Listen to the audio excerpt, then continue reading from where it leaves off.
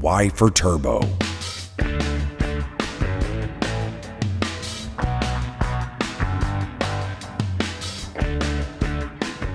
What is going on, everybody? Y for Turbo podcast here, Hockey Talk podcast. It's our third episode. Make sure if you're listening on iTunes, SoundCloud, or YouTube, you hit that subscribe button, and any reviews or comments are highly, highly appreciated. So thank you guys again. All right, so let's get right into it. Episode 3 on Hockey Talk for Draft Analysis, 2017 NHL Draft in Chicago, Illinois. We're talking about the Dallas Stars and their third overall pick, elite two-way defenseman, MIRO HEISKANEN, Finnish descent. Really, really great puck-moving guy. Now, Dallas has been in somewhat of a transition phase, especially at goal. The amount of goaltenders that have passed through in the last couple of years have been pretty staggering. I mean starting talent, because obviously a team can bring in a million, minor league goaltenders, and try them out and that kind of thing. But bringing in starting talent, Niemi, Lehtinen, trading away Jack Campbell, which was supposed to be the goalie of the future, and now bringing in Bishop. It's a little bit of a staggering change when you're a Stars fan, because the goaltender is a very unique position. It's the hardest position in sports, and it's somebody that a team needs to be able to lean on, or a duo, as they thought they would have in Niemi and Lehtinen, a duo you can lean on. And that's kind of the same thing in Detroit with Mrazek and Howard. We all thought it was going to be a superstar season with two potential starting goaltenders fighting it out. Thought it was just going to be a stand-on-the-head show. Didn't really work out that way in either city, Dallas or Detroit. I think that these goaltenders were really good at one point in time, but it just didn't work out. And the Stars are kind of realizing that they're in a transition period, very similar to what the Wings were, I feel like, a couple years ago, where they have a lot of talent up front. Ben, Sagan, they have Klingberg, they signed veteran defensemen like Hamhuis, things of that nature. They've got a lot of really great skilled players on this team. They did lose Sharp, but it's one of those teams that you see on paper and you're like, this is scary. This is a scary team to face, and they're always in the conversation for playoffs. They get the third overall pick. They select Heiskanen, who is only 17. It's a little bit risky in my eyes because especially a very mature position such as defense, it's cool to see a younger guy being taken this high up. Their highest overall pick since Madonna, by the way, guys. Crazy. So they've got faith in him. At the end of the day, he's 17. He's a year younger than, most players get picked up at 18. So I don't think it's that big of a deal. When 17-year-olds go, it's either somebody really special or it's somebody they think has a lot of potential. So here I think it's a little bit of both. 6 foot tall, 172 pounds, decent size on a puck moving defenseman who's more of a two-way guy. It's cool because, they do have this core. They have this very, it's nice. It's sweet. It's a really great core of defensive players that they've got kind of going on. Lindell, Honka with Klingberg, and then adding in Heiskanen to this whole grouping. I mean, that's the top 4 of the future if I ever heard anything. And then obviously you can bring in different players from free agency. Now, I'm reading a lot of different articles on Heiskanen, and they're already saying this guy's got more potential than Klingberg. This is their number one guy of the future.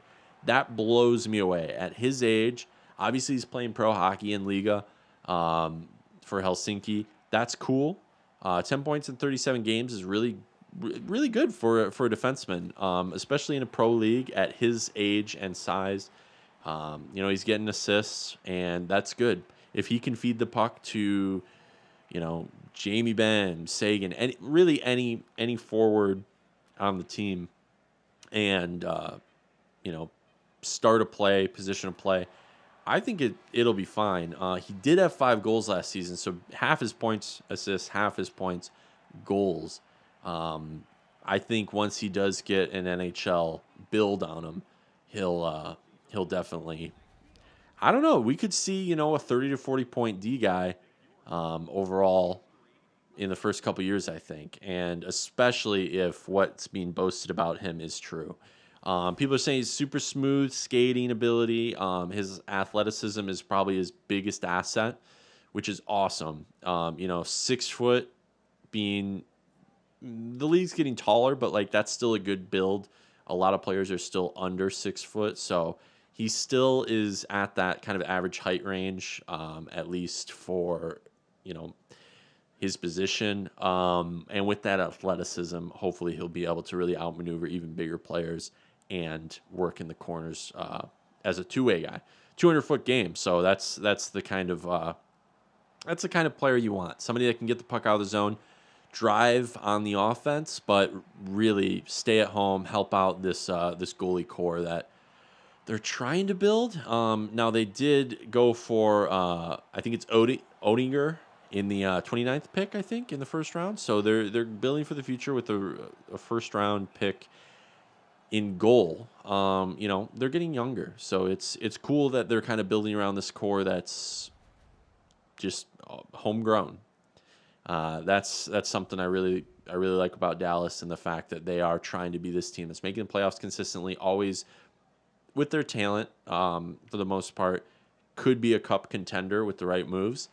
And now that they're getting younger, I feel like in the next couple of years, it's inevitable that they're going to be pushed over the edge and at least get to the finals in the next couple of years, especially with this core. I mean, it's not really a projection for me. I think it's just more of common sense when you have this much talent and assets. That's another thing, because this core could stay the same, or they could trade. They can trade for different things, different players, things like that. So it's more along the lines of the Stars have acquired a lot of assets to be able to invest in the future of the team and win in the next couple of years. Everybody's getting older, but at the same time, this could be a team in the next 5 years that really does have a chance, as a lot of the more super elite teams are kind of being pushed out because of their age, which isn't necessarily inevitable because we see the 45-year-old wonder in Yager. Anybody can play, well, not anybody can play that long, but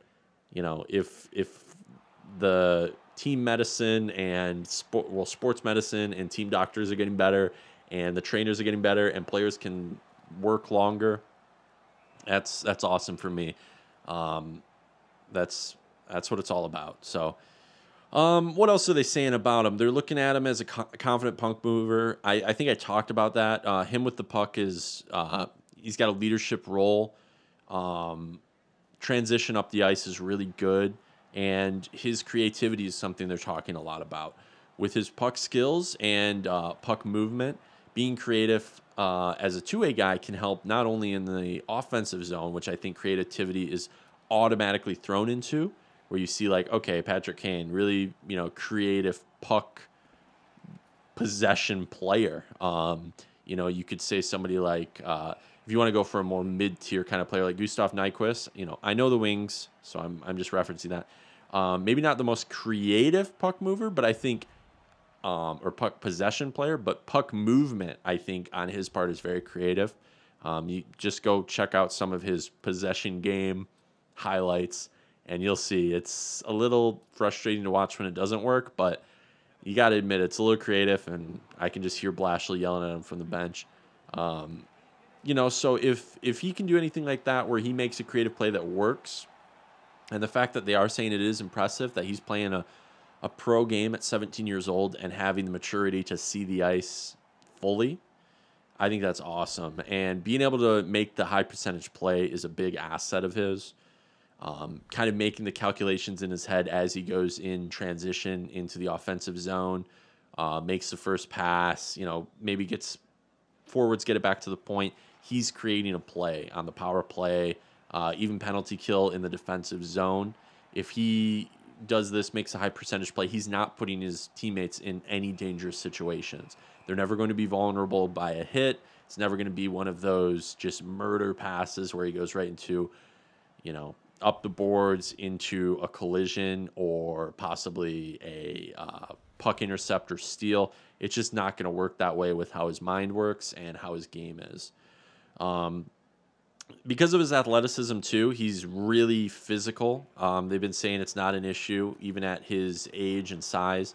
He's already like an NHL. That like 6 foot 172 is about 10 pounds out from like an NHL stat line for weight and height. I think if he gets up to like 185, 190 at that height, I think that'll be a little more able to play that two-way game, especially in his own zone, especially with how the NHL is not as physical as maybe like 5-10 years ago. It's a little faster, but if he can kind of keep that positioning to where he doesn't have to overextend, doesn't have to overdo it on the physical game, which it's not a problem, but if he, can kind of get to that point, I think he'll be more than ready. And I mean, honestly, they're just saying he's just a good player in his own zone. I think that's the most important thing in a defenseman, because a lot lately, especially with people like Carlson and things like that, you're seeing these puck-moving defensemen being held in the highest regard. And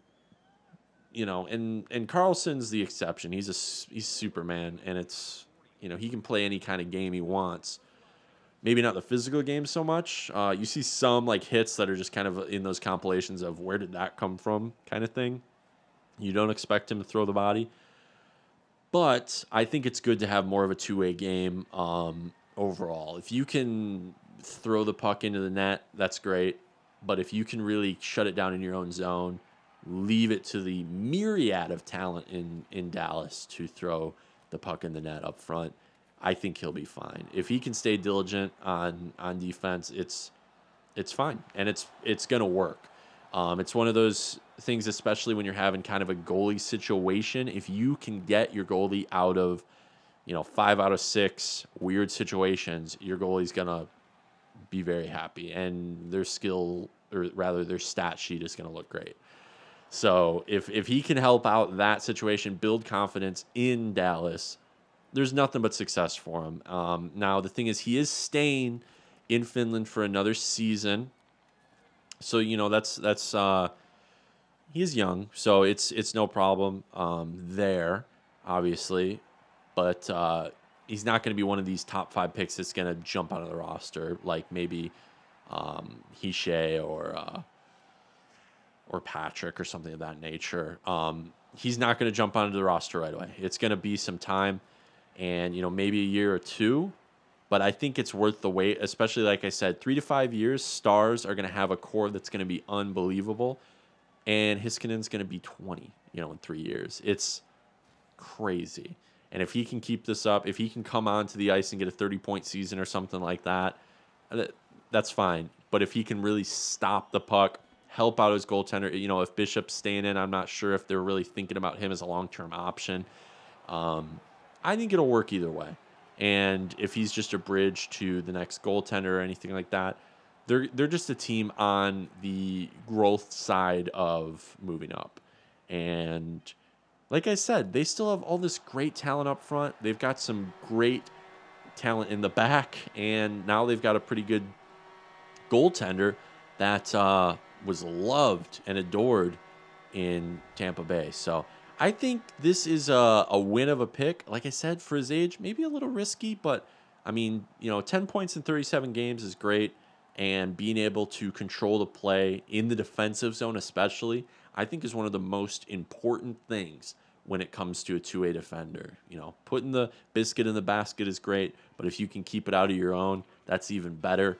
And especially with a weaker, less confident goaltender side. Not saying Bishop is not confident, but just in the last few years, Dallas fans overall have not been confident in their goaltenders, other than maybe the signing days that they got these quote-unquote starters in. So, You know, if you're a Dallas fan, let me know what you guys think. Like I said before, you can go ahead and subscribe on iTunes. If you are listening here, that'd be great. You can leave us a little review as well. If you're on SoundCloud or YouTube, leave a comment or, like this. It really helps us out. You can also subscribe, obviously, on YouTube and follow me on SoundCloud. I really love making these, talking a little bit about hockey. For me, I wasn't super versed in this draft class. I got out of hockey for a little bit, so it's really cool kind of learning these players, watching their highlights, binging on watching my own kind of analysis, and then just reading a ton of different articles on them. It's cool to kind of mix those together into your own opinion, because at this point, I don't agree with a few things that were said online when watching his play, but at the same time, I think that he was definitely a top 5 pick for this draft class. And it's a strange year, and it's going to be cool to see him. And I'm guessing 3 years. If he comes up, plays, in the North American game, maybe for the AHL, he'll be on the Stars lineup in no time. But I think that all we got to do is wait and see, and just keep binging on those Liga highlights. So thank you guys for listening or watching if you're on YouTube. I really appreciate it. Like and subscribe if you dug it. And we will see you next time out on the ice.